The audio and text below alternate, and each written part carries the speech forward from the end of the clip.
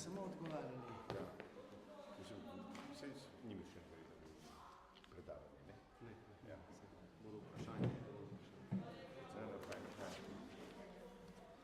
Pozdravljeni, spoštovani gostje, dijaki, ostali prisotni in pa vsi tisti, ki nas preko sobota.info.com spremljate v prenosu v živo. Informacijska točka Europe Direct Murska Sobota, ki deluje v okviru zavoda PIP, skupaj z gimnazijo Franca Miklošiča Ljutomer, vsako leto organizira forum, ki smo ga poimenovali Mladi in njihova prihodnost v Evropski uniji. Namen dogodka je dijakom omogočiti razpravo z odločevalci na ravni Evropske unije, nacionalni in lokalni ravni o različnih aktualnih temah. Letos se bomo pogovarjali o strpnosti oziroma nestrpnosti v Evropi. Na vprašanje dijakov boste odgovarjali spoštovani gostje, ki vas še enkrat lepo pozdravljam. To so poslanec v Evropskem parlamentu, dr. Igor Šoltes,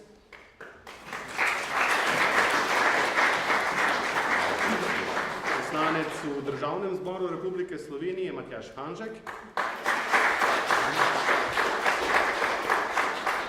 in pa poslanec v Državnem zboru Republike Slovenije, dr. Laslo Genc. Lepo pozdravljeni. Preden pa pričnemo s forumom, lepo prosim našega gostitelja, ravnatelja gimnazije Franca Miklošiča Ljutomer, Zvonka Kusteca, za nekaj pozdravnih besed. Izvolite. Spoštovani gostje, prisrčno pozdravljeni na naši šoli, na naši gimnaziji. Eden izmed namenov, zakaj gostimo, zelo radi gostimo in tudi vabimo goste, ki nekako krojijo to evropsko, pa tudi slovensko in evropsko kulturo, družbeno-politično okolje, gospodarstvo, je tudi zaradi tega, ker smo nekako malo obrinjeni stran in mislim, da je prav, da tem našim mladim ponudimo z prve roke, da slišijo, kaj razmišlja Ljubljana, kaj razmišlja Evropa, kaj razmišlja po posameznih strujah politike in tako naprej. Jaz bom, ker je bila predstavitev zelo kratka, bom kljub vsemu vam še malo podal pojasnila, imam malo mogoče več kilometrine. Dr. Igor Šoltes je bivši predsednik Računskega sodišča, pred kateri smo zelo cvikali, ni še bil na naši gimnaziji, Zdaj sem. Pravzaprav ni poslal še neke inšpekcije, pa ne bomo zdaj rekli, malo moramo obrniti tudi na bolj življenjsko plat, ne samo tisto strogo formalno. Gospoda Hanžeka, ki je zdaj sicer res, mislim, da v Združeni levici nastopa na zadnjih parlamentarnih volitvah, vendar ga bolj poznamo kot varuha človekovih pravic iz tistega obdobja. Gospoda Lasla Genca, on pa je tak naš sosed, vi sicer ne poznate prejšnje zastopnice narodne skupnosti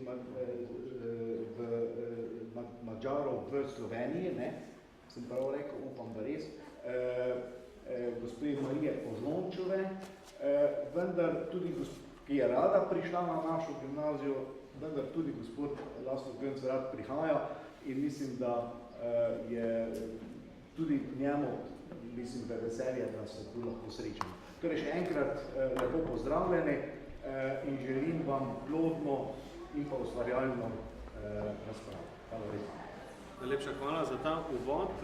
Danes se bomo pravzaprav lotili 4 tem, ki ste jih tako dijaki obravnavali, kot tudi naši spoštovani gostje so se na te teme pripravljeni. Prva je strpnost in različnost v Evropi, oziroma združeni v različnosti, pardon. To je tudi uradno geslo oziroma slogan Evropske unije. Slogan govori o tem, da se evropske države povezujejo Evropsko unijo za trajni mir in blaginjo, hkrati pa jih bogati različnost njihovih kultur, tradicij in jezikov. Pa morda, da prebijemo let, prvo vprašanje z moje strani. Dr. Šoltes, kaj menite? Je ta slogan oziroma geslo v Uniji danes v celoti uveljavljeno? Torej lepo zdrav v mojem imenu, kot je rekel ravnatelj. Bil sem res predsednik Računskega sodišča, ampak namen je bil vedno dober. Torej, sem delovati preventivno. Je pa res, da smo bili pa takrat, ko smo našli nepravilnosti, pa to pa ne usmiljeni, ampak zlasti zato, ker smo želeli dvigati to našo finančno kulturo v državi. koliko nam je uspelo in koliko ne, pa lahko vidite sami. Ne. Zdaj, kar se tiče tistega gesla in pravzaprav vprašanja strpnosti in solidarnosti v Evropi, to je ena ključni izziv, ki čaka Evropo v tem mandatu, ki je pred nami, in moram reči, da se zdaj celotna evropska politika ukvarja s temi vprašanji in tukaj bo pa Evropa po mojem mnenju na enem takem zelo pomembnem zredostnem izpitu. Ne. Ali je sposobna iz sloganov, iz formul, iz temeljnih listin, iz ustanovnih listin in vrednot, zaradi katere je sploh Evropska unija nastala, pokazati, da to drži, ne, ali pa so to samo črke na papirju. Gre pravzaprav za en najtežjih preizkusov teh temeljnih gesel, pravzaprav tega vprašanja tudi etičnosti in solidarnosti vsega tistega, kar ne bi utemeljevalo Evropsko unijo. Moram pa reči, da seveda nič ni idealno in tudi ta gesla, ki si pomeni včasih doživijo kar velike prepreke do svojih udejanjen in tudi tisto, kar je pred nami, je polno ovir in kot rečeno, politika je umetnost nemogočega včasih in mislim, da bo tukaj res potrebno veliko umetnosti, veliko diplomacije, veliko strpnosti, veliko sodelovanja in prepričevanja in seveda ozaveščanja. In ključna stvar pri teh vprašanjih, to zadeva pa vse Evropejce, tudi vas in nas, je predvsem to, da res poznamo problem, da res se soočimo z celotno dimenzijo vsega tega, kar je okrog nas, povezavi tudi z naslednjo temo, ko govorimo ker je zelo povezano z migracijsko politiko, z vprašanji beguncev in azilantov. In to so stvari, ki bodo zaposlovale intenzivno EU in seveda tudi posledično tudi Slovenijo in tako Evropski parlament kot Slovenski parlament. In tu je treba najti pravočasno odgovore in Evropa, to moram reči, ima včasih ravno v takih primerih eno mehno težavo. Če reagira v naravnih nesrečah relativno hitro in aktivno, ima pa pri teh človeških usodah in nesrečah pa včasih daljši reakcijski čas in včasih pride takrat, ko se zadeve že mimo. Govorimo o tem, da so imeli že izkušnjo tudi takrat z vojno v državah nekdanje Jugoslavije in če se spomnite, da takrat reakcija mogoče malček kasnejša, kot smo že delali, hočemo nekaj reči, da če želiš biti uspešen pri ustvarjanju pogojev tudi za strpnost in sodelovanje, moraš seveda videti malo dlje, moraš torej narediti svoje prioritete zelo jasne, pa zaključimo, da ne bom predolg. Evropa je sestavljena iz različnih kultur, iz mnogoterih interesov, ni tako enotna, kot so druge države, če govorim, tudi Združene države, te ekonomske tudi velesile, Kitajske, Indija, Brazilija in ostale. In ravno zato je včasih tudi v tej zunanji politiki težje najti soglasje, kompromis, ki bi zadovoljil vse. In tu pa je, to bomo pa v nadaljevanju govorili, pa tudi zelo plodno tlo za tiste ne malo nižje strasti in pa spodbujanja netolerantnosti, nesodelovanja, predvsem pa nestrpnosti, ki seveda posledično absolutno rodi drugo nestrpnost. In to seveda je sozvočje, ki ga moramo razumeti in z nestrpnostjo se edino lahko borimo s strpnostjo in na dolge roke strpnost edina, ki lahko premaga konflikt. Najlepša hvala za ta odgovor. Sedaj pa besedo predajam vam, spoštovani dijaki, da tudi ostalim gostom postavite vprašanja in sicer na temo združeni v različnosti. Izvolite, z dvigom rok kar nakažite, kdo bo prvi.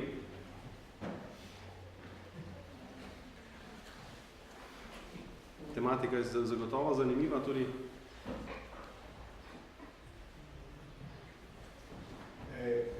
Da prebijem, Izvolite.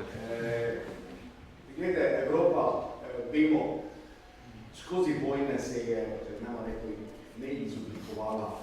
Vojne so nas pravzaprav pripeljale do tega, da so ljudje prišli do tih državljanov, do tega, da pravzaprav ni druge, kot da smo skupaj.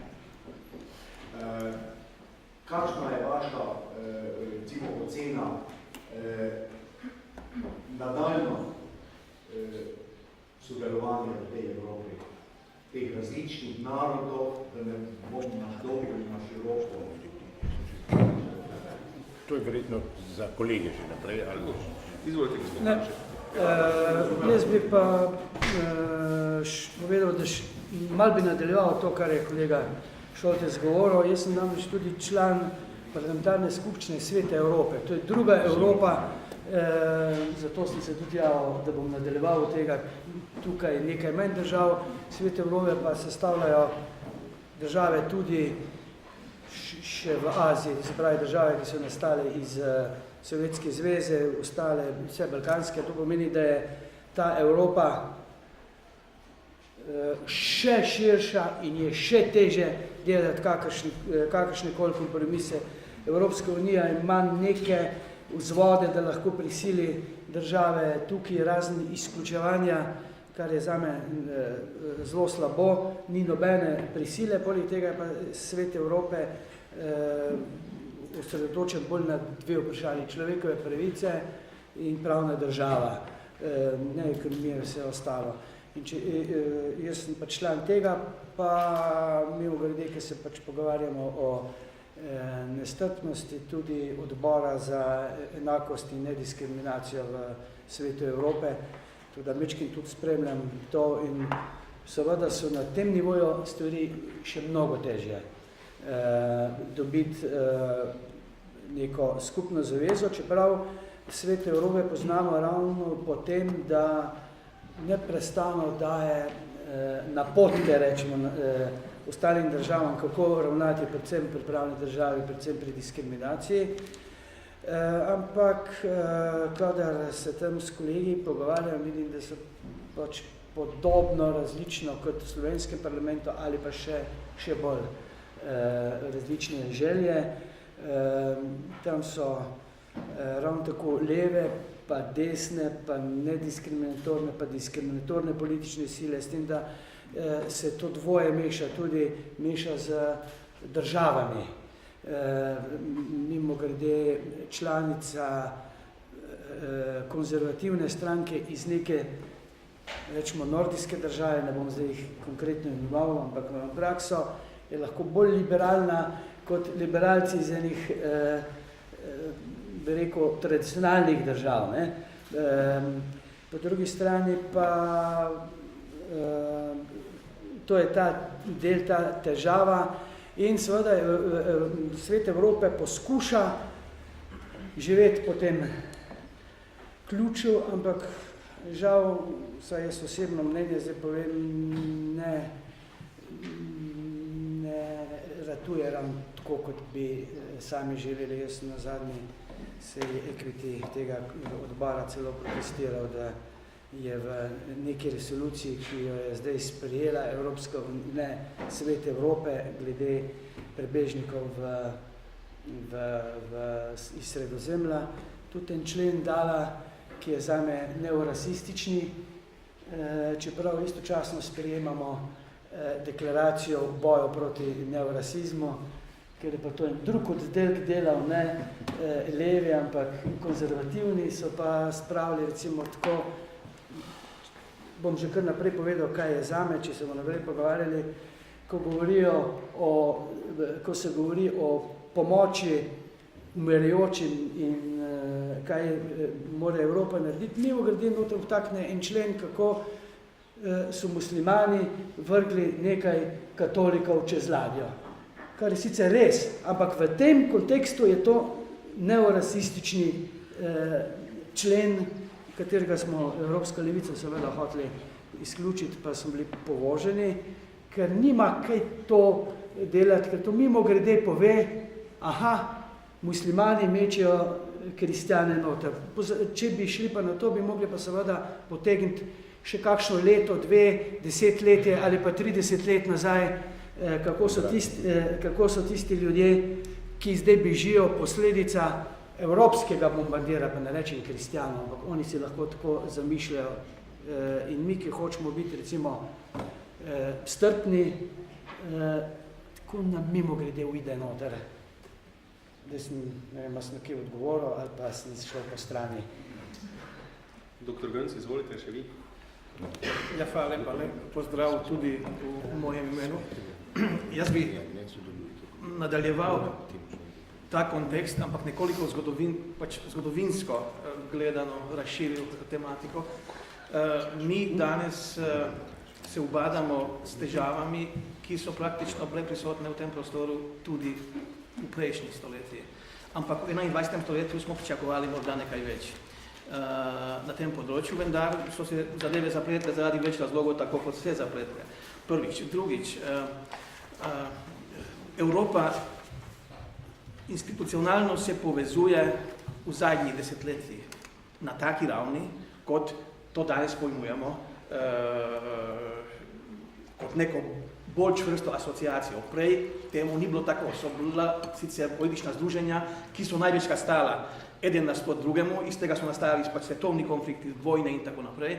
Skratka, torej ta problem nikakor ni nov za ta prostor, vendar se pojavlja v drugačnih okoliščinah, tudi v drugačnem komunikacijskem, bom rekel, stanju celotnega planeta. Saj vi se tega ne boste spomnili, ampak mi na tej strani mi se bomo tega spomnili, da še v 60-70 letih je bila, bom rekel, neka splošna informacija o zavedanju človekovih pravic in na splošno o sobivanju, o multikulturalnosti, o nekih splošnih rečeh zelo, zelo bolj šibka, oziroma dosti bolj omejena na zelo ozek segment, bom rekel, prebivalstva in pa tudi predvsem izobraženstva. Danes temu ni tako, ne? Danes se je svet razširil, danes ne rabiš postati doktor znanosti, pa ne imeti visokošolsko izobrazbo, da si sorazmerno dobro informiran vse stvari, ki se na svetu dogajajo. In to je, bom rekel, pozitiven moment v tem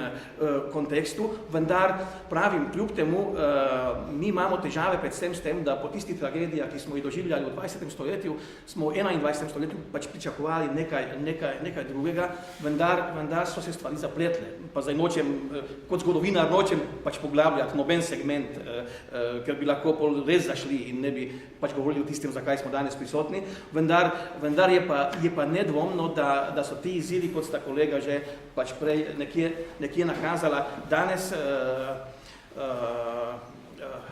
bom rekel, nekega tertmana, ki terja res zelo širok kontekst pristopa reševanja vseh dejavnikov, in to ne evropski, ne zgolj evropski, ampak svetovni. Čeprav mi se zdaj predvsem, bom rekel, ubadamo s temi, če stopim en korak naprej, k naslednji točki, ko bo pač govora o migracijski in pa drugi težava, ne, mi se zdaj ubadamo s temi težavami, vendar zaključujem s tem, da če imamo pred sabo, ne vem, obdobje 19. stoletja, pa tudi delno 20. stoletja, pa lahko vidimo te velikanske pritiske, da se res ne spuščam zelo daleč nazaj, saj pa, če se spomnimo še Rimskega imperija, torej ta prihod in pa iskanje svojega prostora pod nebom je zelo daljnosežna, torej težnja sleherne populacije, sleherne civilizacije, vendar pravim, jaz imam nekje velike vprašaje ravno zaradi tega, ker krati, ko se je ta komunikacijski, bom rekel, izbruh, pa informacijski izbruh razvil do te točke, kjer smo, nismo pa krati kos, bom rekel, reševanju tisti najbolj pereči zadev, ki pa pol nas vsakodnevno tukaj pač ubadajo. Morda za konec, v tem našem prostoru, torej v ožjem prostoru, tukaj v Sloveniji, kljub vsemu jaz moram pač poudariti, da mi imamo neko pozitivno tradicijo na tem področju. In to je lahko tudi neko izhodišče, oziroma bi lahko bil nek pozitiven stereotip za širšo populacijo, vendar žal temu še ni tako. Če pogledamo samo nekje kreiranje manjšinske politike, narodnostne politike na ravni EU-ja, bolj se zgledujemo po nekih takih stereotipih, ki so manj evropski in so nekje pač bolj zunanji, medtem ko verjetno tukaj na tem prostoru, kjer mi živimo, bolj z evropskimi nekimi pozitivnimi primeri bi lahko lažje reševali to vprašanje, ampak o tem nekoliko globlje mogoče poznaje. Doktor Šoltes, želi dodati nekaj besed na to temo? Ja bi sam en stavek še dodal. Naslov oziroma izhodišče te prve teme je združeni v različnosti. Ne? In ker so pač pred nami mladi ljudje, ne? Se mi zdi pomembno reči, da vseeno se moramo zavedati, kljub seveda kritičnemu pogledu na vse skupaj v te različnosti, enotnosti in posledicah se moramo pa nekaj zavedati. Ne? Evropska unija je dosegla en fantastičen uspeh, ne? In to je, da imamo toliko časa že mir, ne? Med evropskimi narodi. In to je neizmeren dosežek. In vsi tisti, ki so okusili vojno, tako ali drugače rečejo vse, samo vojne nikoli. Ne? To je najbolj grozna stvar, ki izbudi najbolj grozovite nagone pri ljudeh, ki postane pravzaprav tudi neprepoznavni v svojih ravnanjih, zato pravzaprav ne smemo podcenjevati tega. Je pa res, da okoli nas ni miru, da so mnoge stvari bile povzročene in spodbojene ali pa posledično tudi povezane z ravnanjem Evrope, ampak to bo že druga tema, pa hočem pa samo reči, tega se morate zavedati, zato se splača in je vredno se boriti tudi v prihodnje. Ne? Ker vse ostalo se da nekako nadomestiti, popraviti, izboljšati.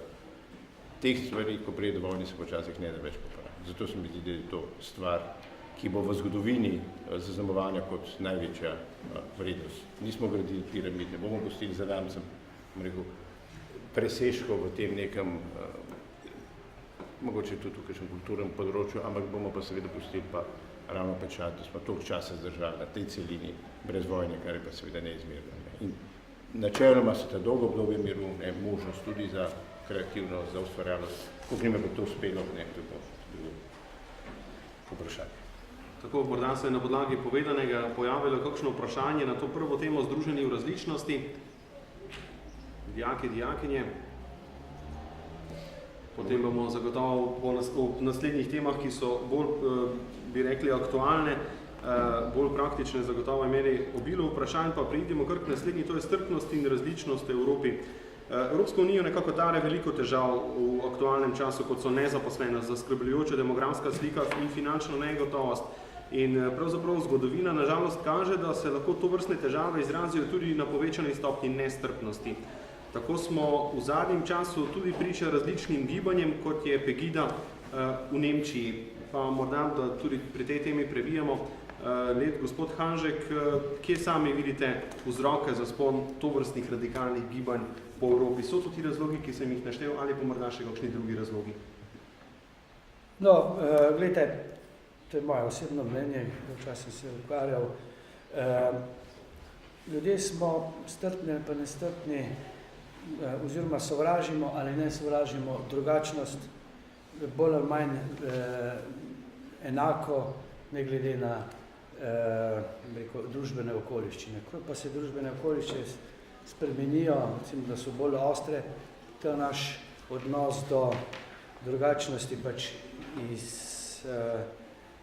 plane na svetlo.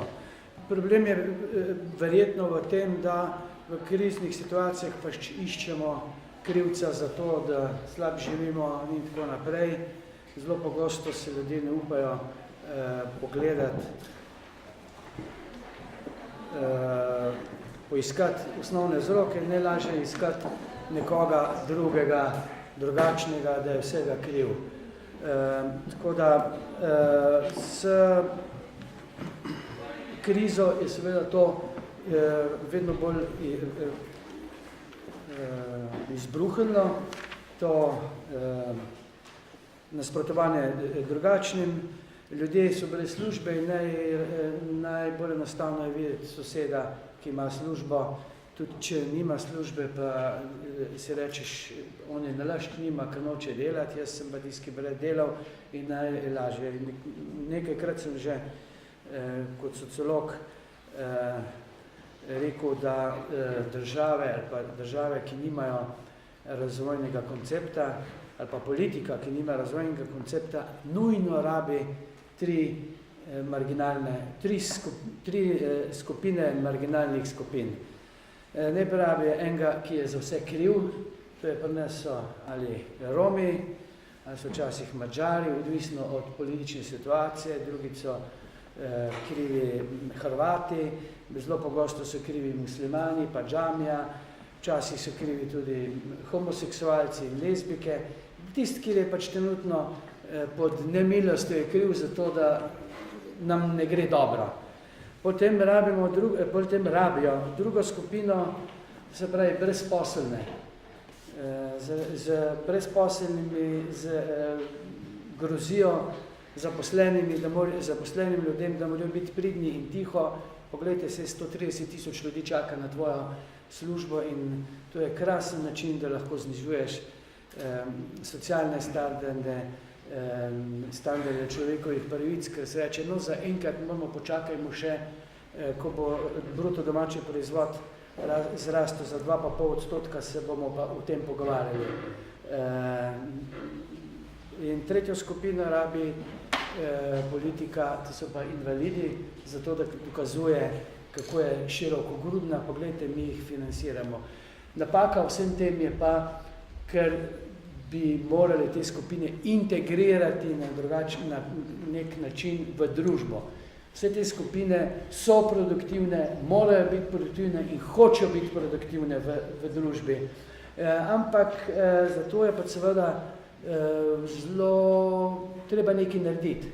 Najlažje je ljudi izključiti in obsoditi, pa na koncu tudi še socialno pomoč dajati, samo da si zunaj, da ne delaš težav, pa še reči, tih bod, se dobivaš brezposelnino, kaj se zdaj še vse izvisa, pa dobivaš socialno pomoč.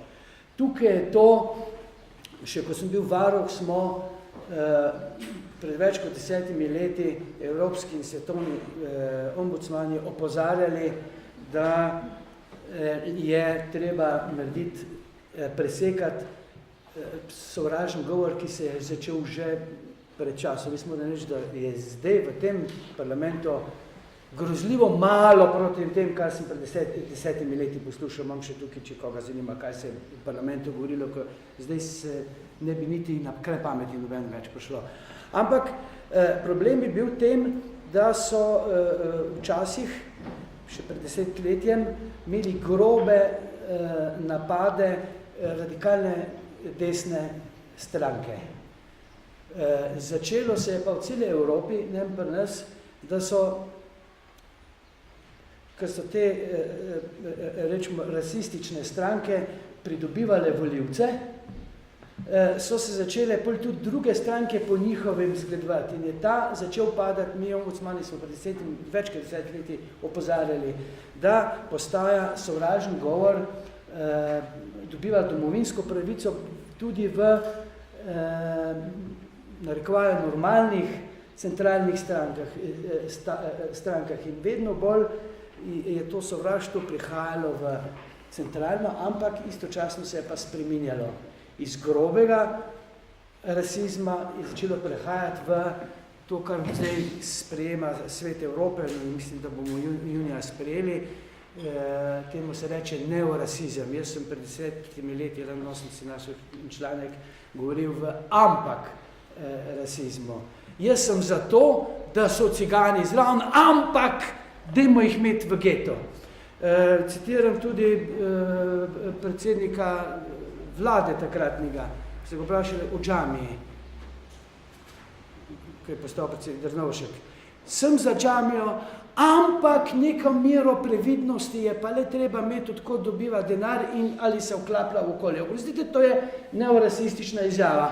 Ali se samo za džamijo kontrolira denar, pa samo džamija se lahko mora vklapljati v okolje, vse ostalo pa ni treba, oziroma, kar je najbolj bistvo, že vnaprej mečeš sum na neko skupino ljudi in ta neorasistični govor, ki ga imenujejo, jaz k temu pravim tihi rasizem ali pa ampak rasizem, Svet Evrope je podal zdaj ime neorasizem, ki je pa še bolj nevaren, ker ga ljudje niti ne odkrivajo. Celo to se je, nas je bil zraven, že pri našem parlamentu zgodilo, pa živ Bog ni vedel, da je to edini, jaz sem stal pa protestiral, da so, jaz sem malo predolg, bom takoj nehal, ampak potem je, te stvari postajajo bolj, po eni strani bolj sofisticirane in jih celo glavne politične stranke prevzamejo na nek ljubezniv način. Ta nova rasistična skupine se pa na novo iz nekih civilnih gibanj rojevajo. Moram še pustiti ostalim. Kar nekaj zanimivih izhodišč ste podali in morda ste vendarle kakšnega dijaka oziroma dijakinjo opogumili, da postavi vprašanje. Kdo bo prvi dvignil roko? Izvolite. Imam vprašanje glede madžarskih manjšin v Sloveniji. Na splošno, da je Slovenija to zelo dobro urejena. To vsi vemo, tudi tam gospod ste povedali večkrat, da je Slovenija lahko vzor drugim glede urejenosti manjšin, glede na to, da imajo res dosti pravic pri nas, ampak po drugi strani v uporabi lahko vidimo, da v Slovenci tam nimajo toliko pravic. Zanima me, če sami se zauzemate za to, da se bo to spremenilo in če sama Madžarska dela kaj na tem, da bi tudi Slovencem zagotovila več pravic in se bolj prilagodila njim, če gledamo, kako je pri nas urejeno. Ja, hvala lepa za to vprašanje, ampak odgovor bom navezal na izhodišče gospoda Hančka. Namreč, če je kdajkoli je danes pomembno, da prihaja do ljudi prava informacija. Ker žal smo velikokrat priče temu, da prihaja, bom rekel, tako ali drugače, na celotni vertikali pa socializacije, od šole preko medijev do različnih drugih pač možnosti, do neprave, bom rekel, informacije. Kar se tiče, bom rekel, manjšinske zaščite v Sloveniji, je res, da je na načelni pravno-formalni ravni na zelo visoki ravni. Nedvomno presega pač evropsko neko splošno raven, če sploh lahko govorimo o evropski ravni, ker pač tam neki formalni, tovrstni izhodišča sicer so, ampak točni predpisi pa niso, ker so to na nacionalno raven pač prepuščeni. Torej, z tega vidika nedvomno Slovenija je pred nekim, bom rekel, kvazi evropskim povprečjem. Seveda, ni pa temu tako na praktični ravni. Mi pač vidimo podobne težave kot na vseh področjih družbenega življenja pri izvajanju zakonodaje. Žal zakonodaje se tudi na tem področju vse ne izvaja. Ampak nisem hotel se zdaj s tem ubadati, predvsem ta primerjava z porabskimi Slovenci se mi zdi zelo pomembna in tu ni do dovoljšnje mere pravi informacij, žal, bom rekel, danes v slovenski družbi. Porabje je startalo iz zelo, bom rekel, težke situacije. Na Madžarskem je bil režim do leta 1990, kot je bil. To je bil pač Varšavski pakt, vsi poznamo, jaz se zdaj v to ne bi spuščal, ampak torej takrat so že v Sloveniji, takrat v Jugoslaviji tudi, ampak predvsem pa v Sloveniji, bile manjšinske pravice na zelo visoki ravni, na Madžarskem tega praktično ni bilo. In od takrat do danes se je pa naredil zelo velik korak. Pred 3 dnevi so bili ravno predstavniki porabskih Slovencev v Slovenskem državnem zboru in so sami poudarili ta nedvomno velik korak na vseh področjih, na področju sistemskega financiranja ustanov, na področju tudi ostalih političnih pravic, prevzemanja institucij strani slovenske samouprave in tako naprej. Torej, kljub temu, da je na Madžarskem prisotna tudi ta neka struja, o katerem je pač gospod Hanžek govoril in je, bom rekel, zelo nezdrava v tej družbi, ampak hvala Bogu, kar se porabskih Slovencev tiče in njih se niso lotili, kot se temu pravi, in to je, bom rekel, zelo pozitivna stvar. Torej, skratka, jaz osebno imam dnevne stike s porabskimi Slovenci in tudi zastopnico njihovo v državnem zboru, pač Madžarskem, smo pred kratkim podpisali neko namero o dobrem in pa konstruktivnem sodelovanju.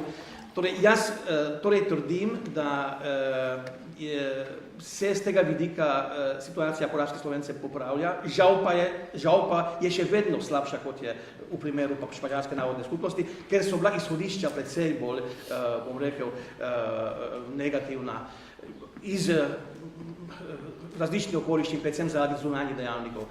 Ampak da zaključim pa v tistem kontekstu, kot sem tudi začel, torej jaz menim, da to vprašanje, ko prihaja do skrajnih nekih ideološki, politični in pa drugi asociacij, ravno zaradi tega, ker imamo pač prave odgovore na odprta vprašanja, je zelo slabo. Zelo slabo. In jaz osebno sem morda tega pričakoval manj v 21. stoletju, vendar nič ne de, kot je gospod Šoltes rekel, da ohranimo to največjo vrednoto Evropske unije, da pač ni vojn, hvala Bogu, na tem prostoru, zaradi tega moramo se storiti prav uprit temu, da kar se da v največji možni meri izoliramo pač, naj družba izolira zaradi na osnovi spoznanj tiste, ki so dejansko skrajneži. Lahko jaz tukaj samo nekaj dodam, mogoče razmišljanje, zakaj je v Sloveniji Slovenija drugačna do narodnih manjšin, kot Madžarska in ostale, seveda na pamet. Madžarska je bila kot ostale vzhodnoevropske države pač trdo, rečemo bolj trdo, marksistična, rečemo še napol stalinistična, kjer nacionalno vprašanje ni bilo tako pomembno kot razredno vprašanje, ki so komunisti vlekli. Mi v Sloveniji in Jugoslaviji smo imeli srečo, Igor, ti boš bolj vedel, zaradi Kardeljeve knjige o nacionalnem vprašanju. In je ta revolucionarni del, kjer je vprašanje samo delavstva, ne pa naroda, bil omehčan z zahtevo do občutka tudi do nacionalnega vprašanja. In to se je nam v Sloveniji vleklo in smo imeli bolj ali manj edini v svetu te zelo, bi rekel, občutljiv odnos do narodnih manjšin. In to, kar smo zdaj imeli, smo podedovali, čeprav se verjetno spomniš, da so po razpadu Jugoslavije kar nekaj idej bilo v državnem zboru, da bi to prednost, ki jo imajo, ukinili. Jaz tu ne vidim težave, jaz to vidim prednost. Jaz bi še kjeremu od narodov dal enako vprašanje. Zdaj se vračamo na tisto različnost nas bogati, ne pa zavira. Samo odprti moramo biti do različnosti, kar pa se zdaj ne bom vtikal več. Sem tole sem hotel dodati, imam ta občutek. Ne? To je približno tako, kot Francija, Turčija in Grčija so edine države, ki skoraj ne priznajo nacionalnih manjšin, ne, v svetu Evrope. To je posledica francoske revolucije, ker Turki in Grki so prekopirali francosko ustavo in tam so težave z narodnimi manjšinami. Ja bi sem nekaj dodal. Ne? Ja. Matjaž je sociolog in to se mi zdi zelo pomembno, tudi odgovoriti na eno, mislim, pomembno vprašanje, to se mi je zdaj utrnilo med tem, ker sem poslušal vse to.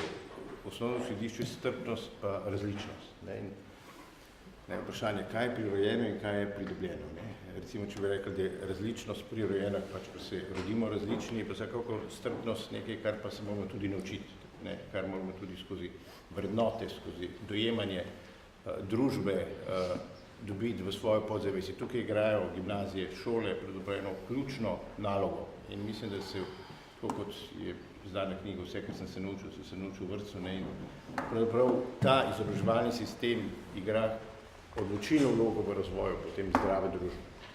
Res pa je, ne, da če pred 60 leti ne, je bilo internet, znanstvena fantastika, je pa zdaj dostopnost do teh informacij pač neomejena. In ravno ta nedostopnost seveda svojim medijskim, provokativnim poročanjem včasih ustvarja strahove, že vnaprej ustvarja sovražne skupine, ki jih niti ne poznamo in ustvarjajo stereotipe za stvari, ki so daleč od resnice, ne, in predstavljajo določene stvari kot grožnjo, kar v resnici ni. Ne, in pol, ko bomo govorili o beguncih, o azilantih, o tej nesreči, pravzaprav Sredozemskega morja, to, ne, že vnaprej, ne, imajo etikete.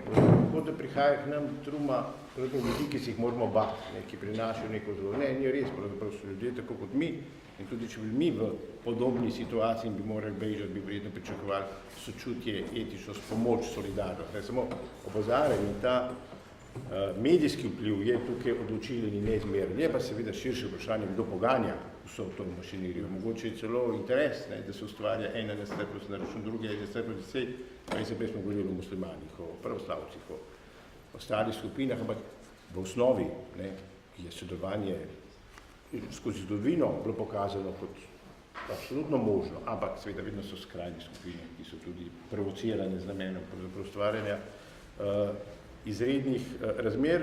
Je pa seveda res to, kar je tudi Matjaž rekel, vsaka finančna kriza, ne, vsako pomankanje rodi seveda potem tudi na nek način napad na vrednote.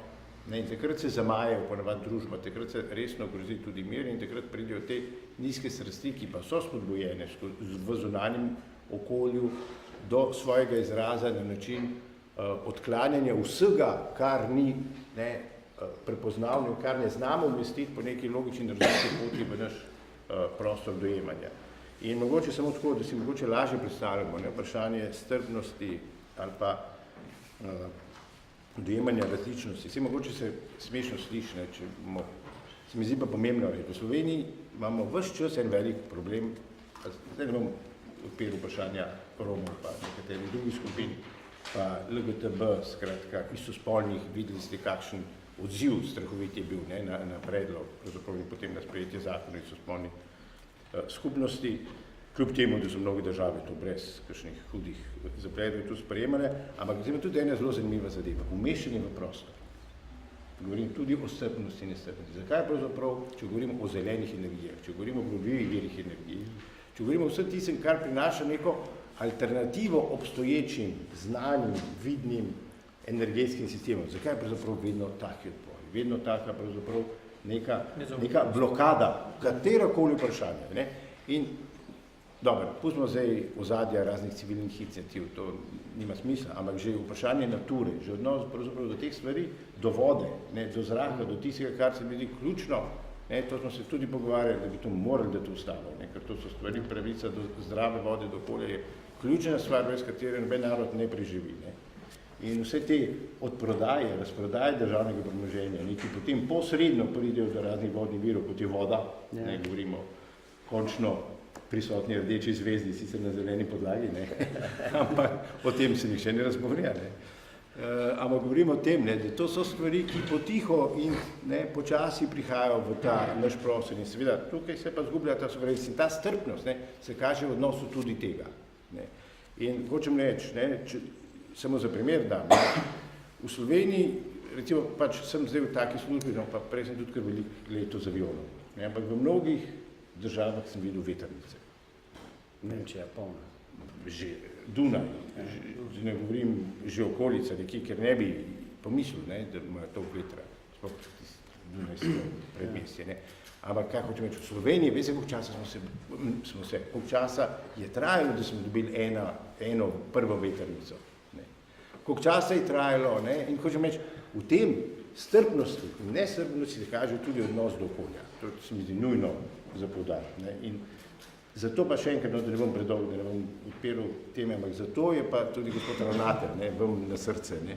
Se vem, da šolske programe delajo druge, ne, na raznih ministerstvih in vsebine, ampak dajte apelirati, ne tisti, ki razmišljajo o teh vsebinah, ne razglabljajo samo o polpreteklih sporih ali pa stvari, ki razdvajajo, ne usmerjajo mlade ljudi v to, da bodo razumeli okolje, da bodo razumeli prostor, da bodo zdravo razumsko lahko presojali, kaj je prav in kaj ne, da ne bodo žrtve pravzaprav medijskih zlorab, manipulacij, ki oblikujejo javno mnenje včasih na popolnoma napačno smer, predvsem pa zelo načrtno. Ne, in to, kar je Matjaž prej tudi rekel, ne. Včasih, oziroma vedno bolj prihaja do sprejede tudi umetnost sublimacije. Ne, to pomeni, da pravzaprav nam skozi prikrita poročila vsajajo, ne, v podzavest ta občutek nestrpnosti, tudi rasizma, tudi negativnega odnosa do vsega, kar nismo mi.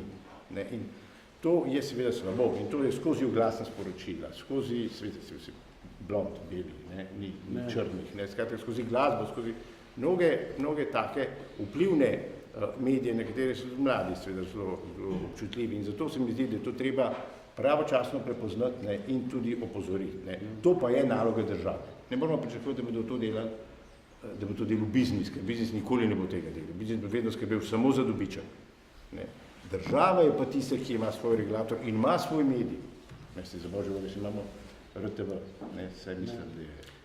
Samo en stavek na to izvajanje gospoda Šoltesa, torej, ko je gospoda direktorja v narekovaju pač pozval, ne, jaz menim, saj dobro namerno, torej, jaz menim, da na tem področju bomo lažje naredili korak naprej, ker neka kontinuiteta šolstva in pa šolska politika je le prisotna, ampak ta, bom rekel, zelo nagel izbruh medijske sfere je pa velik je pa res velik izziv, kako bom rekel, to nekje postaviti v nek kontekst, ki bo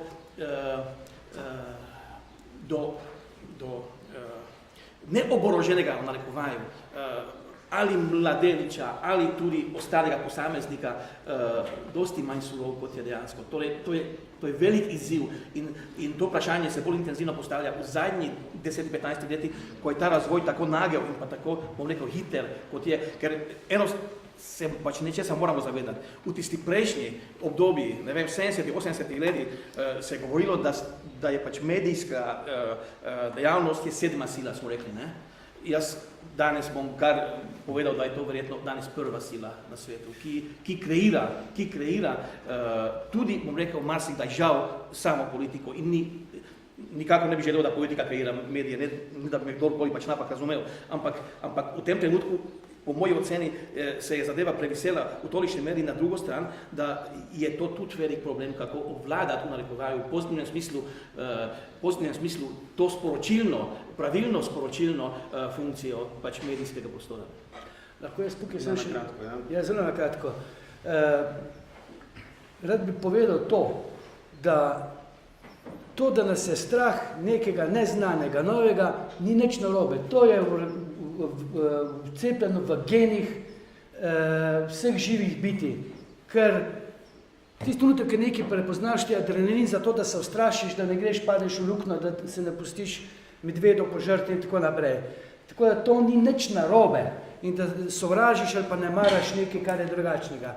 Narobe je to, da kot človek ne začneš razmišljati in potem to v situacijo postavljaš, ampak da obdržiš sovraštvo do neznanega, pa ne bo to ljudi, ali okolja, ali do novih idej, spoznanj in tako naprej. Tukaj, samo to je, rad bi to dodal, ne, da je to naše spremembe. Se moraš naučiti selektirati. To je to. To je pa...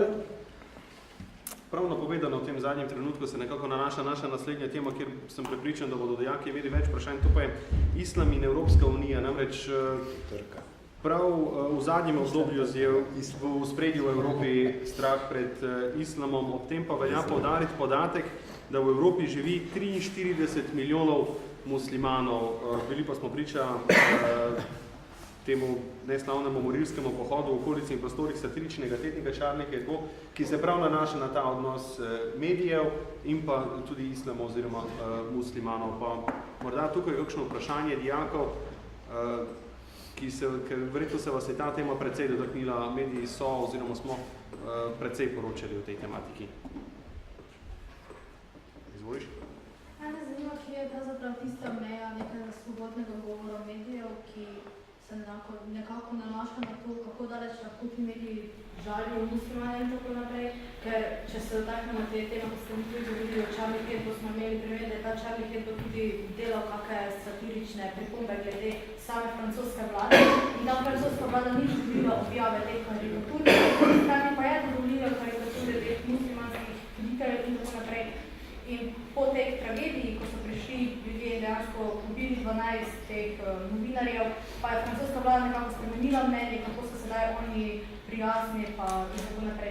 Kaj si vi mislite o tem, kje je ta meja svobodnega govora? To vprašanje za vse tri goste, kar je izjemno zanimivo.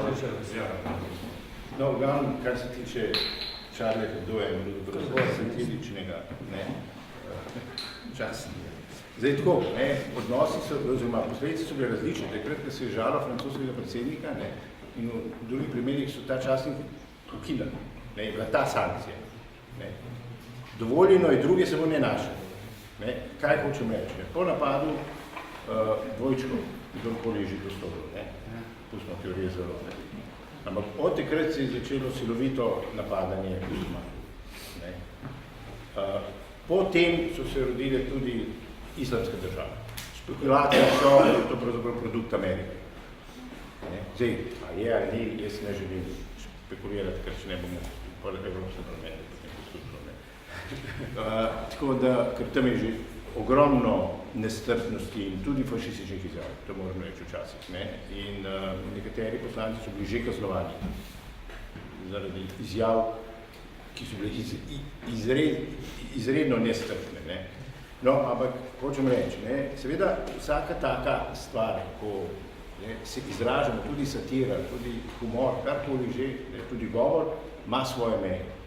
Verjetno nobena svoboda ni neomejena, ampak je vedno omejena svobodo drugega.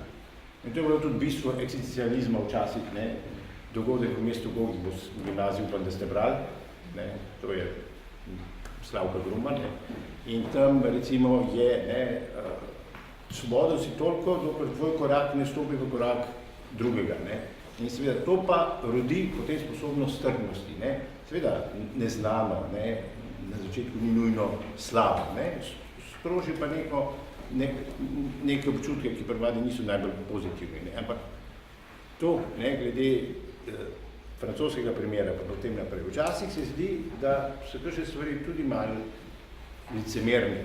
Na nek način včasih tudi to izražanje, kar naenkrat neka taka solidarnost v odnosu do drugih. Nekdo je rekel, a veste, potem pa zgleda, kot da imamo prvorazredne mrtve, pa drugorazredne mrtve. Kada imamo prvorazredne žrtve in drugorazredne. Se pravi, tisti, ki so bili žrtve tako imenovanega tega terorizma, so prvorazredni, tisti, ki pomirajo v Sredozemskem morju, so pa drugorazredne žrtve. In to so, recimo, te stvari, o katerih je treba, spregovoriti na zelo jasen in odprt način. Jasno je, da te stvari, pogojene še z ustrezno medijsko propagando, ki je pač žal tudi v finančni krizi vedno bolj odvisno od finančnih prispevkov, ki pa seveda zahtevajo potem ustrezno servilnost.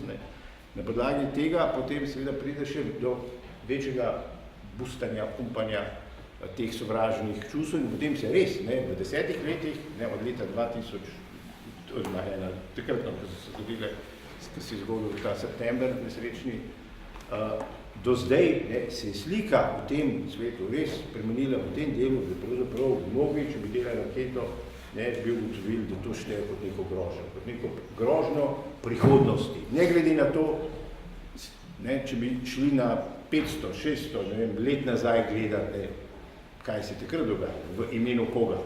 Enih in drugih. Ja, seveda, en in drugi, znameniti francoski film. To hočem reči, tukaj treba vedno to, kar je bilo prej rečeno, imeti cum grano salis pristop. Z zdravim razumom ocenjevati. Je pa zelo pomembno, da imamo tudi zgodovinarja, pa sociologa. Tukaj zato, ker sem pravnik, tako da nismo bili tako počasni. Ampak brez poznavanja zgodovine, pa družbe, ne moreš razumeti sedanjosti, absolutno ne, ker ne moreš postaviti v kontekst. Seveda ti lahko govoriš o tem francoskem satiričnem časopisu kot primeru hudega napada.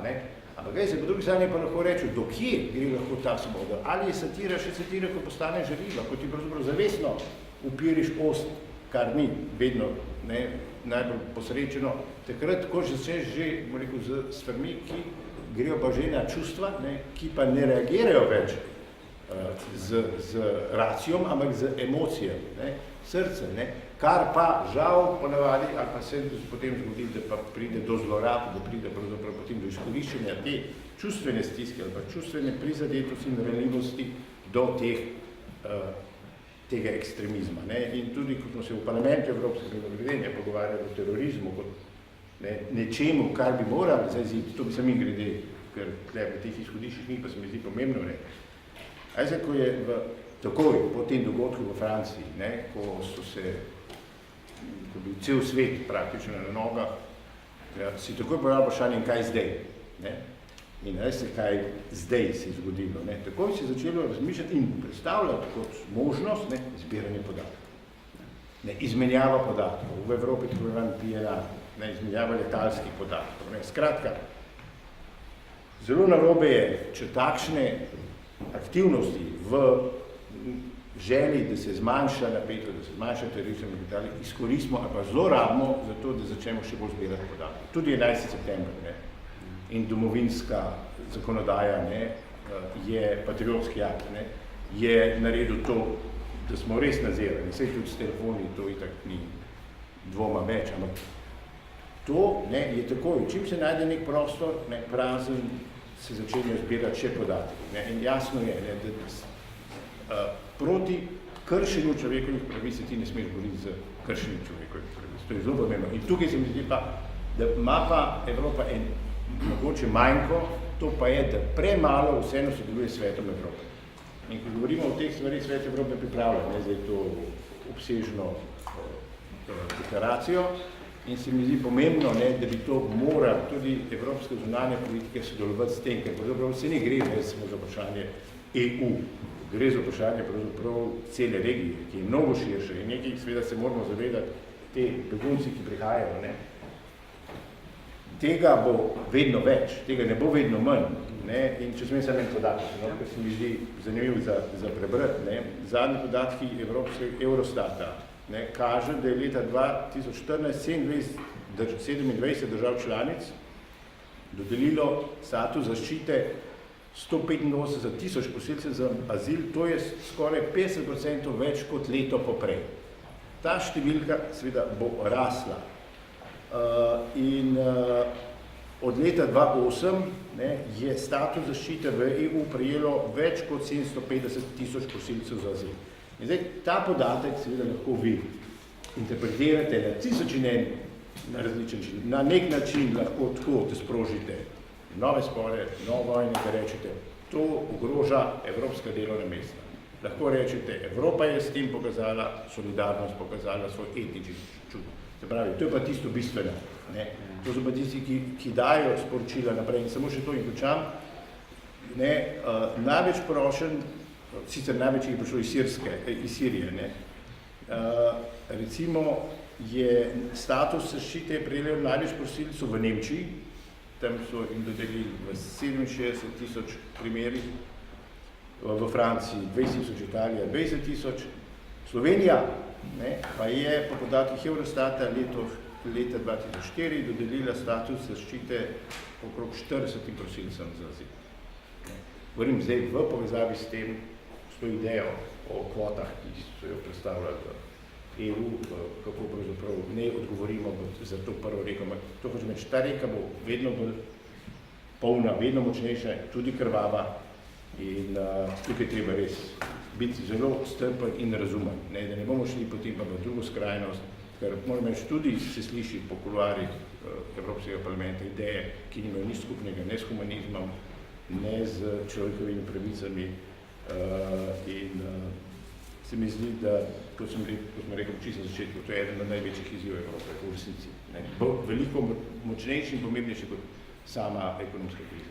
No, v teh izzivih, ki se razlikujejo migracije, ki se v zadnjem času odvijajo preko Sredozemskega morja, bomo še v zadnji temi povedali več, vendar pa me zanima, gospod Hanžek, kako daleč seže ta svoboda medijev, o katerem je spraševala dijakinja? Ja, tukaj jaz kaj drugače moram povedati kot kolega pravnik. Treba je tehtati. Jasno je, da je svoboda izražanja ena najpomembnejših pravic in svobod, ampak po drugi strani so vse svobode omejene za svobodo drugega.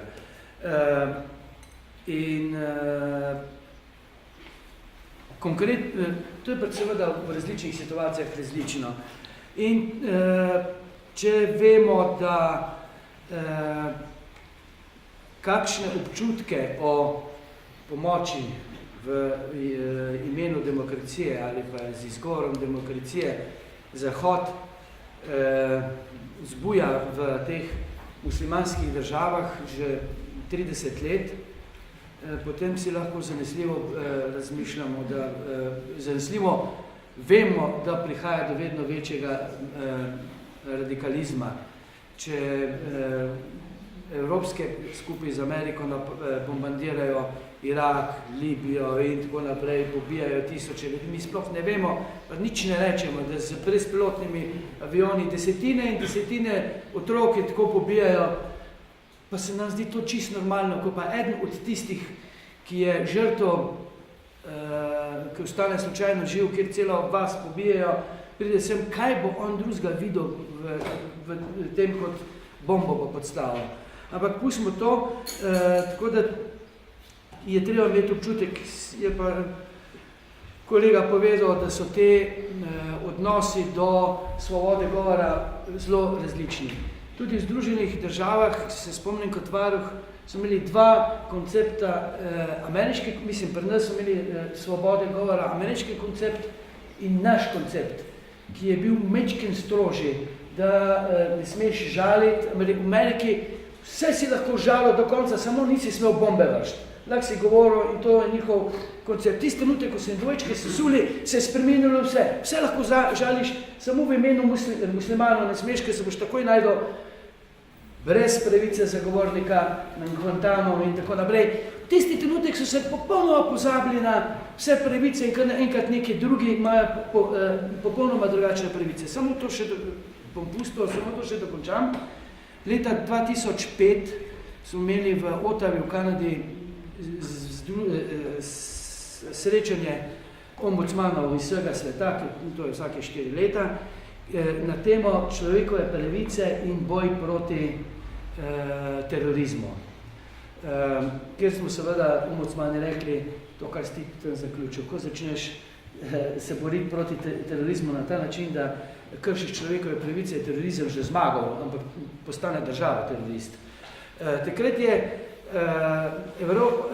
ombudsman Evropske unije Nikiforos Diamandouros imel uvodno predavanje, on je profesor zgodovine demokracije, politolog v Atenah in veliko ameriških državah, je predaval in je približno takole zaključil. Veliko Združene države so pred ne vem kolikimi desetletji začele boj proti revščini. Ko so ta boj proti revščini končali, je bilo v Združenih državah toliko revščine, kot nikoli prej. Naslednjo vojno so začeli vojno pot proti drogam. 10-krat več narkomanov je bilo, ko so končali vojno proti drogam. Zdaj začenjajo vojno proti terorizmu, lahko po svoje zaključimo, kaj bo konec čez 10 let. In točno to je povedal. Boj proti krizi in tako naprej. To je Nikiforos Diamandouros, bivši ombudsman Evropske unije, povedal. In to, kar je bilo, ne bo še kolega postili. Prosim tudi v bodoče, da se nakratko omejimo na govore, ker nas še nekaj tem čaka, nažalost pa s časom. Jaz menim, da predvsem, ko se zavedamo težje problema, kot je, na primer, sobivanje muslimanov in pa ostalih evropejcev, bi morali še posebej mediji biti občutljivi do tega vprašanja. Torej, čeprav te prave meje, kot je že bilo povedano, preprosto ni. Zelo težko je določiti, kje je ta prava in pa zdrava meja. Jaz, da bom res kratek, samo dve refleksiji bi povedal, oziroma ne dve, pač ena je refleksija papeža Frančiška. Verjetno ste vsi slišali, ko je na letalu odgovarjal v zvezi s tem vprašanjem, pa je takole rekel, da veste, če bo kdo pač omenjal mojo mater, da bom se blago izrazil, pa lahko pričakuje klofuto. Ne? On je to pač ilustrativno tako povedal. Ne? Ampak zanimivo, iz Biblije pa vemo, da Jezus je pa trdil, da če me vržejo z kamnom, ti odgovori s kruhom. Ne? Torej, skratka, samo na osnovi, bom rekel, neke krščanske, krščanskega razmišljanja, že takoj lahko občutimo, da med tistim nebeškim očetom pa sedanjim, bom rekel, svetovnim katoliškim očetom je že razlika. Ne? Papež že razmišlja bolj, bom rekel, človeško, oziroma le čuti to, da nekje le mora biti, bom rekel, neka meja obstajati, mora, dokode lahko tudi mediji grejo. In zdaj jaz tukaj Charlie Hebdo ne bi kar a priori pač obsojal, ker je njihov doprinos kulturi in pa tako naprej verjetno ogromen. Ampak pri tem vprašanju pa so res zelo pač razmišljanja deljena, če niso šli predaleč. Ampak jaz si res ne bi rad sodil. V tem času pa smo prejeli tudi eno vprašanje od enega izmed gledalcev, ki nas spremljajo živo preko sobotainfo.com. Pa morda, če ostanemo kar pri vas, dr. Gönc, vprašanje za vas, pa potem tudi ostala dva gosta, da poveta svoje mnenje o tem. Uporabnik Janko B. ugotavlja oziroma vas sprašuje, ali menite, da so tako napadi v Parizu, kot tudi zadnji teroristični napadi v Makedoniji bili načrtovani s ciljem, da se med ljudi veča nestrpnost. Ta uporabnik celo ugotavlja, da je za teroriste v Makedoniji znano, da so bili plačanci. Kaj menite, komu in zakaj bi bilo to v interesu? Ja, jaz menim, da smo že na to vprašanje več ali manj v dosedanji izvajanji odgovorili. Nedvomno, da so te skrajne skupine, ne bom rekel, da zavezane, ampak njihova politika gre preprosto v to smer, da se ustvarja konflikt, da se ustvarja nemir, ker preprosto nimajo odgovore, pravi odgovor nimajo na svoje vprašanja in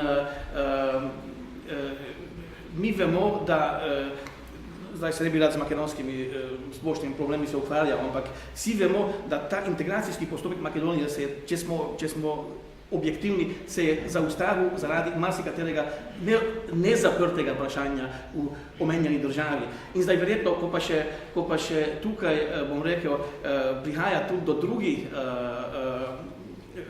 odprtih vprašanj, povezanimi z drugimi narodi, z drugimi državami, sosednjimi in tako naprej, je seveda interes skrajnih skupin, da tukaj ustvarjajo neko vzdušje, ki, bom rekel, povečuje kaos. In to je ta težava, za katerega nimamo odgovora. S tem smo danes začeli ta današnji pač pogovor, da imamo neko danost multikulturnosti, več nacionalnosti,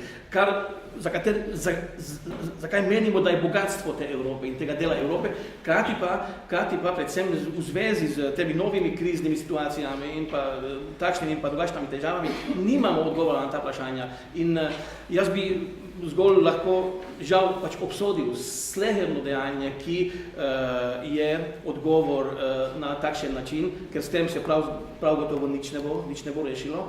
In največkrat tukaj so res izpostavljeni tisti, ki so za situacijo najmanj krivi, tisti, ki najmanj lahko kajkoli postorijo, da bi se zadeva pač nekje šla v nek normalen kontekst.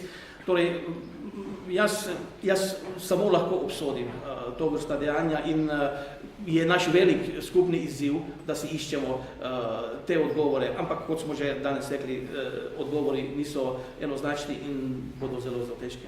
Gospod Hanžek, vaš pogled na te napade v Makedoniji? To še obveščevalne službe ne vejo, bom vest, kdo je kriv, kdo ni. Posledice so pa to, kar že več čas govorimo. Neka dvojno podpiranje tistih oblasti, ki bi radi ljudi kontrolirali, z radikalizmom se med sabo lepo ujemajo, ali je to načrtno, ali je to slučajno, ali to pa jaz ne vem. Jaz bi mogoče opozoril, majčkim zgodovine pogledal. Evropa je imela val terorizma, ki je mnogo večji, kot je bil zdaj v 70-ih letih. Tako desni, levi terorizem, vojno na Irskem in tako naprej. In vse te stvari so v tistih letih brez kakšnih posebnih specialnih sprememb zakonov, ostrine so izpeljali, rečemo, delno strpno, ne pa z večjim nadziranjem, večjo kontrolo, pa je preživela. Zdaj pa več tega očitno ne znamo. Dr. Šoltes, verjetno se je kaj govorilo po hodnikih Evropskega parlamenta tudi o teh napadih v Makedoniji? Ja, sigurno. Makedonija je zdaj eno najbolj zaskrbljujočih žarišč, zlasti zato, ker pravzaprav dobro, glede Ukrajine so se stvari mogoče malce pomirile, ampak tisto, kar je Matjaž rekel, res, nekdo ve, kaj se dogaja v resnici v Ukrajini in kaj se dogaja v Makedoniji. Mi smo pač odvisni od tistega, kar preberemo na interneti, kar preberemo v časopisu in spremljamo na poročilih, ampak vprašanje, ali je to res. To vprašanje se morate celo življenje zastavljati. In vedno je dobro imeti rekel, zdrav dvom v stvari. Ne? To malo če bistri možgani. Kar se tiče, dobro, Ukrajina ni tema, tam je tudi ogromno različnih informacij, kaj se v resnici dogaja, ampak Makedonija ne, je pa malo širši, oziroma širši od Ukrajine, ampak če pogledate geografsko, ne, se dogaja nekaj, kar, če začnete povezovati, dobiva malček bolj strašljivo sliko. Ne. A veste, če še to povežete zraven pri izmenjavi podatkov, ne, in kontroli, ki se jo izvaja, ne, potem res lahko rečete, da je ena zelo majhna manjšina vlada nad večino. Ne. To je absolutno res. Tudi z tehničnimi sredstvi, na kateri smo pa mi prostovoljno pristali, prostovoljno smo se odrekli lastni, v nekaterem primeru tudi dostojanstva v imenu varnosti. A veste, tudi to slačenje pa sezuvanje na letališčih ni nič prijetno, ne vsaki znova. Ne. Ta Makedonija seveda je stvar, ki bo po mojem šele čez pokazala, kdo v resnici, zakaj. Zdaj, predvsem je treba seveda ohladiti glave in preprečiti, da bi se na podlagi tega zgodili tako imenovani povračilni ukrepi, ne, ki bi sodili. Zdaj, glede plačancev samo nekaj, potem končam. Ne. Plačani morilci so vedno bili v zgodovini, to ni nič novega. Ne. In tudi terorizem, ne, je v mnogih zadevah pa procentih plačan. In eno od pomembnih bolj proti terorizmu, to je tudi moj zelo spoštovani kolega Matjaž Gruden, enkrat, ki je v Svetu Evrope zadolžen tudi za ta strateška vprašanja, ne, rekel, da seveda uspeh bo, če zaustavimo rekrutiranje. Ne, če ustavimo pravzaprav na nek način, če jih manj uspel rekrutirati, kot mi imamo učinkovite metode. Ne. In to so stvari, ki so, rekel, izjemno pomembne in ta igra, ne, ki se potem dogaja na tej svetovni šahovnici, ne, je pa, treba je, zato pa je pomembno, no, da se čim več izobražujete, no, da čim več informacij poskušate tudi povezvati, ne, da se naučite tako, ne, ampak da se učite tudi tako, ne, začeti povezvati stvari, da potem lažje razumete, kaj se v resnici dogaja. Ne. Sej, včasih taka slika, ki ni najbolj prijetna, ki jo vidite, ne, ampak recimo tudi v Evropskem parlamentu, če začnete povezvati posamezne področja, vidite lahko kakšne prstne odtise, no, tako bom rekel. Ne. In tudi v Makedoniji se mi zdi, da se lahko opazi kakšen prstni odtis, ki se kdo niti ne želi videti. Ne. Tako da, zdaj bom končal. Tako, zdaj pa znamo predlagam, da besedo predamo vam, dijaki, in sicer na to našo zadnjo temo migrantske tragedije v Sredozemskem morju, pa morda kot izhodišče zgolj podatek, da naj bi trenutno na južnih obalah Sredozemlja na odhod čakalo več kot 1 milijon ljudi. To je precej zastrašujoč podatek. Izvolite, dejaki, vaše vprašanja tam odzadaj. Ali je Evropa oziroma Evropska unija po vašem mnenju storila vse, da do teh dogodkov ne bi prišlo, in ali se v prihodnosti pripravljena soočiti s temi podobnimi tragedijami? Ja, tako rekel, nekatere države Evropske unije so storile tudi nekaj, da se je to zgodilo sploh. Ne, to bi rekel. In vem, da to ni popularno slišati, ne, ampak včasih, če pogledate saj v tej severnem delu, ne, vključno z Libijo, ne, so nekatere evropske države obilno financirale tiste, ki so jih potem dale v večna lovišča. Ne. In hočem reči, če berete Zločin in kazen, ne, knjigo, ne, na nek način eno pokoro v tem delu bo Evropa morala prevzeti. Ne, in mislim, da ne sme, to se ni zgodilo izven Evrope vse, seveda teritorijalno, ampak vsebinsko in odgovorno pa ne. In tukaj mora Evropa seveda prevzeti tudi svoj del te etične odgovornosti za to, kar se zgodi. Ne. In a veste, nekje sem bral eno zanimivo knjigo, ne, 100 let, oziroma Narobe svet, ne, ki govori o tem, ne, če recimo ti bombardiraš, pobijaš v imenu demokracije, ne, in s tem izgubiš življenje ogromno ljudi, je to pravzaprav tisto kolateralna škoda. Ne. Če pa pravzaprav se zgodi kakšna manjša stvar na nekem drugem ozemlju, je pa to umor, genocid, karkoli že. Skratka, zopet govorim o percepciji. In Evropa, ne, mora še veliko več narediti v resnici. Ne. Ampak Evropa ni imaginarna tvorba. Evropa je skupnost različnih držav, različnih voditeljev, različnih narodov, ki so združeni v vsej svoji različnosti, kot je bilo prvo izhodišče, in te ukrepi, tako kot sem prej rekel, ki bodo sledili, so ključni za to, da Evropa pokaže, ali je res združenje, ki jo plemeniti tudi ta etičnost, solidarnost, duhovnost, ali pa je samo ekonomska kategorija, ki si včasih uspe tudi kulturno ali pa športno povezati, ampak to je absolutno premalo. Če podremo te mostove vrednot za nami, potem prihodnost bo res vprašljiva. Zaradi tega se mi zdi, da tukaj moramo vsi napeti sile, da najdemo ustrezno rešitev. Rešitev je več, je pa seveda povezano tudi s finančnimi sredstvi, predvsem pa moramo imeti odgovor o integraciji teh ljudi v našo skupnost. Ker, kot rečeno, to so ljudje tako kot mi z izobrazbo, z izkušnjami, ki so pač iz razlogov, ki jih niso sami ustvarili, morali zbežati drugam. In nikomur ni prijetno zapustiti svoj dom, svojega ognišča in jed. To je, kot rečeno, vprašanje je, kdaj bomo lahko rekli, da je Evropa storila dovolj. Ampak to je zelo dolgo, zahteva zelo dolgo odgovor, ampak ni še dovolj naredila. Gospod Hanžek, mogoče pod vprašanje na to temo, v kolikšni meri se pravzaprav Slovenija sploh zaveda odgovornosti oziroma čuti odgovornost, da del teh prebežnikov tudi sprejme? Jaz se bojim, da ne, posebno po javnem mnenju, pa po izjavah nekaterih politikov, že ko smo se pogovarjali v Državnem zboru o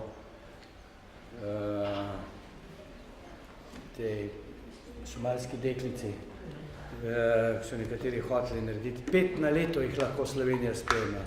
Mislim, to je grozljivo. Istočasno se imeti za, bi rekel, človeka, pa reči 5 otrok, ki jim grozi smrt, bomo sprejeli, prostite, to ni. Po drugi strani pa vemo, Turčija ima koliko 2 milijona prebežnikov od tam, pa je mnogo revnejša kot pa cela Evropa, mi pa nočemo.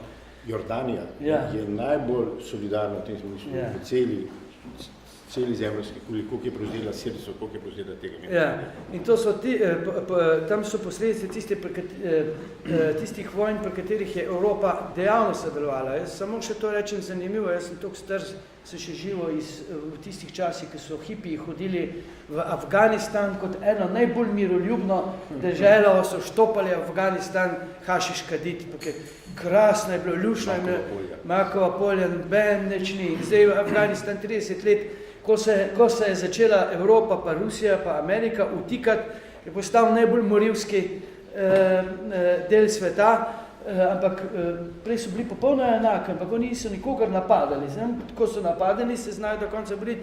In se vidimo, Sirijo smo mi, ne rečem, da je krasno, Irak, da je bil Husein vzor, ampak ko so nekega morilca, kar je bil morilc, ampak zanimivo, strupe, ki jih je on na Kurde spuščal, so mu tisti prodajali, ki so pol dobili izgovor, da so Irak napadli, zato ker on strupe uporablja. Isti ljudje so najprej strupe prodajali, so jih strupljali, potem so pa seveda kupovali orožje pa prodajali. In Libijo,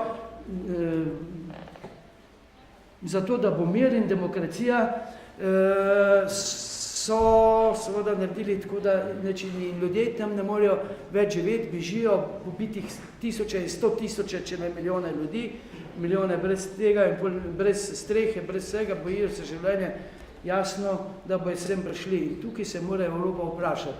Nekoliko jih lahko vzamemo, ampak kdaj bo, ne, mi, ko nismo, ko smo več čas proti govorili, ampak smo del Evrope, moramo enako prevzeti, ne glede, nismo bili aktivni pri tem. Kdaj bomo tisto, rečemo, slabo vest oziroma odplačali to, kar smo dopustili, da se tudi v našem imenu zgodilo. Dr. Gönc, predamo vam besedno na to temo migrantov, še morda kakšno konkretno vprašanje strani dijakov. Izvoliš? Evropa oziroma Evropska unija je izdala nekaj teh ukrepe, kako bi se ona sama tega lotila, omenili so kvote in pa tudi neko vojaško posredovanje na teh območjih, kjer ta dejanski problem nastaja. Kaj pa vi mislite, ali so kvote dejansko neka uspešna rešitev, glede to, da to ne more biti neka dolgotrajna rešitev? Vemo, da Malezija, Indonezija počasi začnejo so zaprle te meje, da ne sprejemajo več svojih teh migrantov in tako naprej. Ali se vam ne zdi, da se bo čez čas to začelo dogajati tudi za Evropo, če bomo zaradi kvote? Tudi to vprašanje kaže v to smer, da verjetno zdaj kakorkoli je velik pritisk na Evropo, ne? Ampak za to vprašanje ni samo Evropa odgovorna in tudi verjetno sama Evropa ne bo mogla rešiti pač tega vprašanja.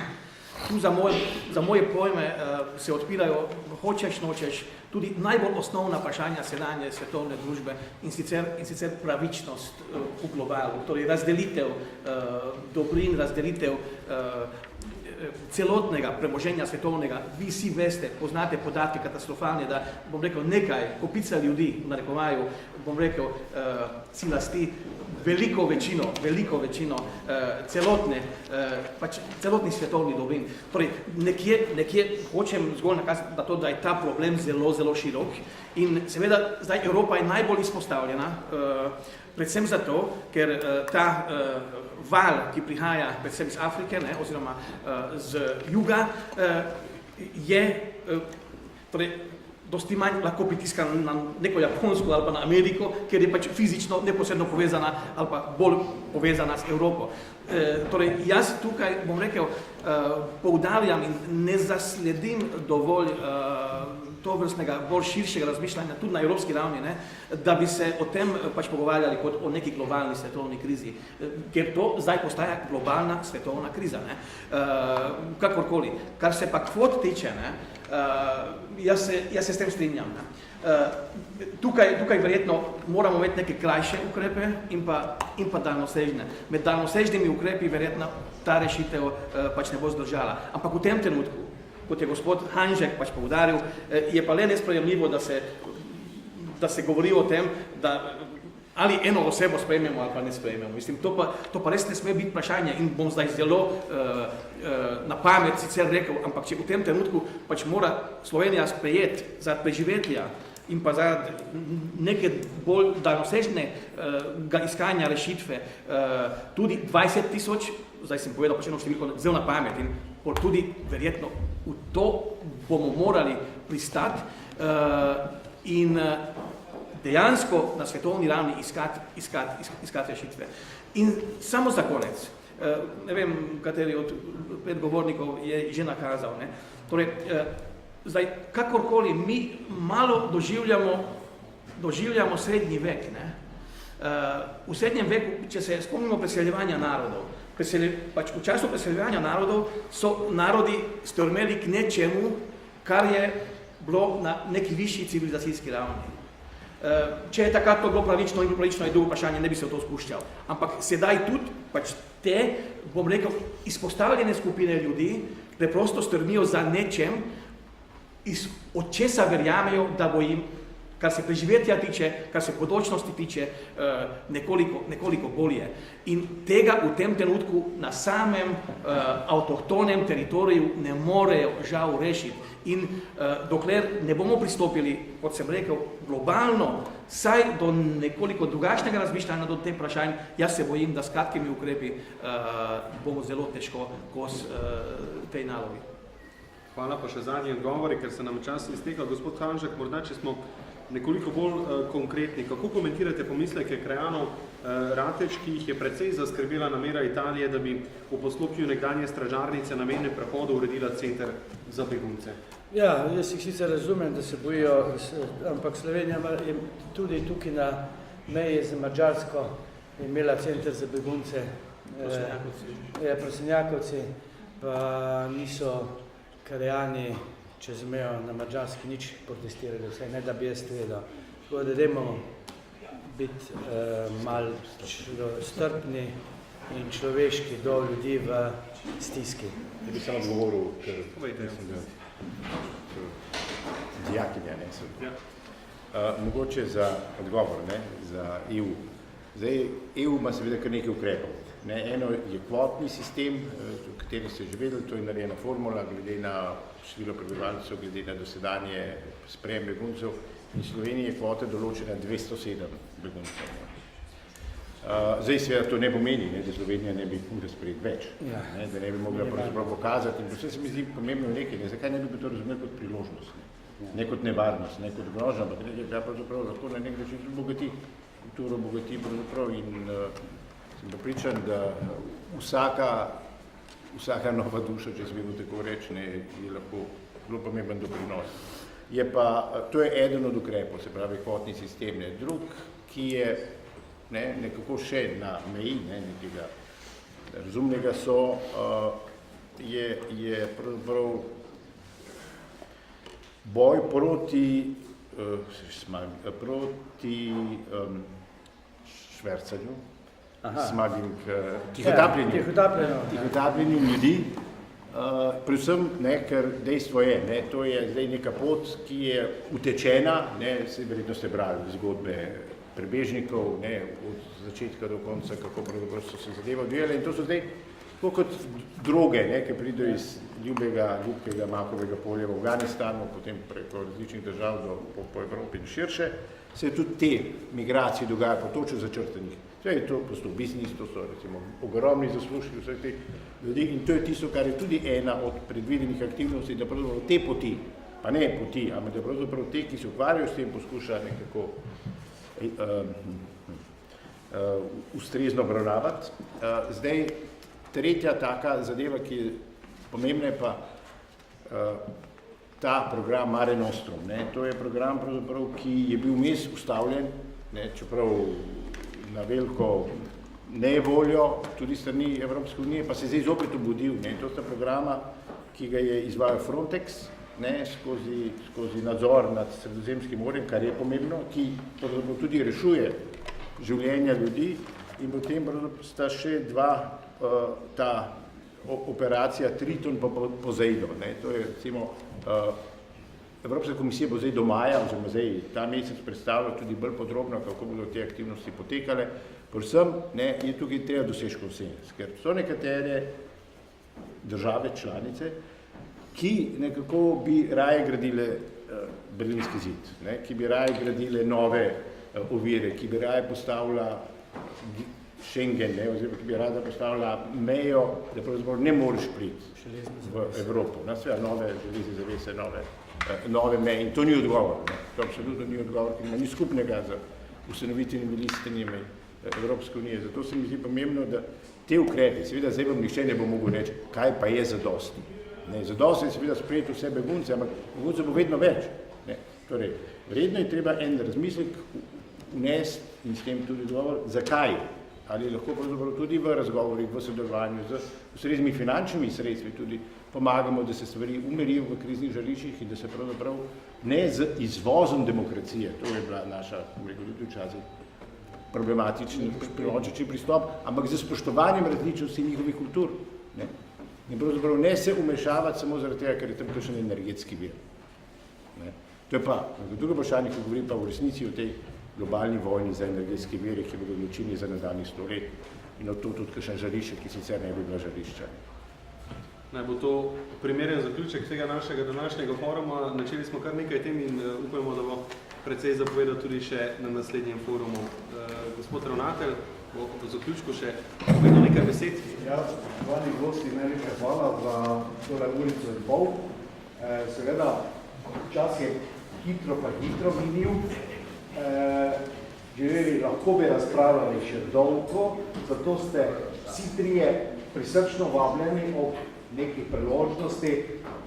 Vem, da bodo naši profesorji izrazili to današnje srečanje, zato da vas povabijo. Vas, gospod Šoltes, pa vemo, da je itak zdaj za 4 leta, ste nekako večino časa v Bruslju in tam imate neizmerno več časa. Mi se